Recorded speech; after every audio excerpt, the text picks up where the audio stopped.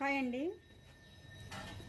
మాకు తెలిసిన ఒక అమ్మాయికి రెండు సంవత్సరాల నుండి మూడో సంవత్సరం వచ్చింది పెళ్ళయి. అయితే ఆ అమ్మాయి ఇంకా పిల్లలు పుట్టలేదన్నమాట. అయితే వాళ్ళ బామ్మగారు ఒక బంధువులామె వాళ్ళ ఇంటికి చూడటానికి వచ్చిందట. చూడటానికి వచ్చి ఏమ్మా ఇంకా ఏమన్నా శుభవార్త చెప్పలేదు, మూడో సంవత్సరం కూడా వచ్చింది, ఇంకా ఏం నీళ్ళు వేసుకోలేదా అది ఇదని అడిగిందంట. ఇంకా ఏం లేదు బామ్మగారు అందంట.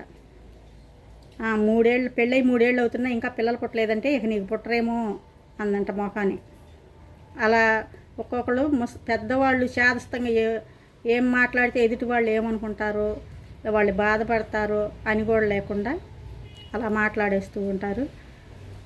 అలా శాదస్తంగా మాట్లాడితే చాలా తప్పండి. పిల్లలు 3వ సంవత్సరం పుట్టకపోతే 4వ సంవత్సరంలో పుడతారు, లేకపోతే 5వ సంవత్సరంలో పుడతారు. పిల్లలు పుట్టకుండా ఏముండరు. ఇప్పుడు అన్ని టెక్నాలజీ పెరిగింది, డాక్టర్స్ అన్నీ మనకి అందుబాటులోకి వచ్చినాయి. పిల్లలు తప్పకుండా పుడతారు.